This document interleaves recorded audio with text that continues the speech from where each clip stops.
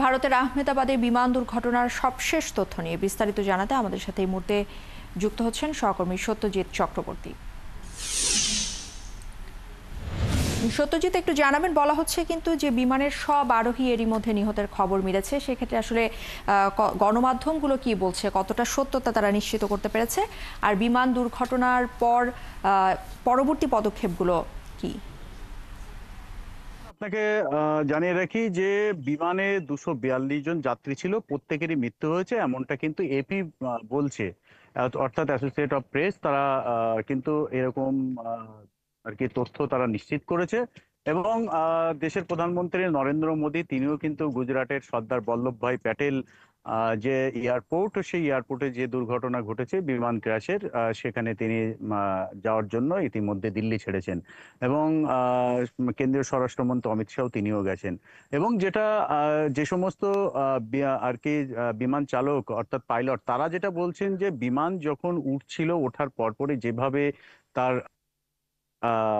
Nose down হয় এবং ভেঙে পড়ে, তাতে করে কিন্তু এক্ষেত্রে তার মধ্যে মেডে কল দিয়েছে।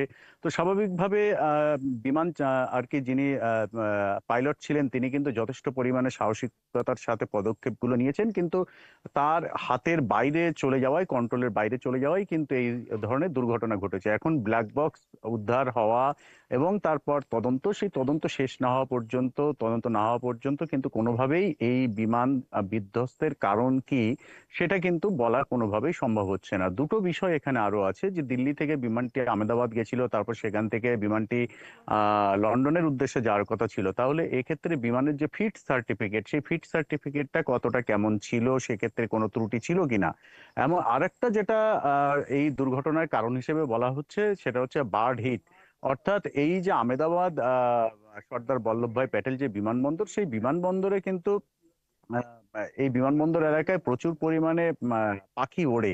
এবং বিভিন্ন সময় দেখা যায় যে প্রতি সপ্তাহে একাধিক ফ্লাইট গুলোকে কিন্তু অনেক সময় চক্কর কাটে, আর কি কাটতে বলা হয় এটিএস থেকে, তারপরে সেই বিমানগুলো ল্যান্ড করে। এক্ষেত্রে কি এরকম কোনো ঘটনা ঘটেছিল বিমানটি যখন টেক অফ করছিল সেই সময়, যে কোনো বার্ড হিট হয়েছে কিনা, এবং তার জেরে এই ধরনের দুর্ঘটনার আর কি কবলে পড়তে হয়েছে। তো সব দিক খোলা রেখে কিন্তু তদন্ত শুরু করতে বলা হয়েছে। এবং সাংসদ অভিষেক বন্দ্যোপাধ্যায় পশ্চিমবঙ্গের এবং অখিলেশ যাদব তারা কিন্তু বলেছেন তদন্ত স্বচ্ছ হওয়া উচিত এবং প্রকাশ্যে আনা উচিত, তাহলে কোনো সন্দেহ থাকবে না, সন্দেহ কাটবে। সব মিলিয়ে এই যে বিমান দুর্ঘটনা, এবং সেই বিমান দুর্ঘটনায় 242 জন তো যাত্রী এবং ক্রু পাইলট সহ মৃত্যু হয়েছে। পাশাপাশি যে মেডিকেল হোস্টেলের উপরে এটি আর কি বিধ্বস্ত হয়েছে, তার একাংশও কিন্তু ধ্বংস হয়েছে সেখানে।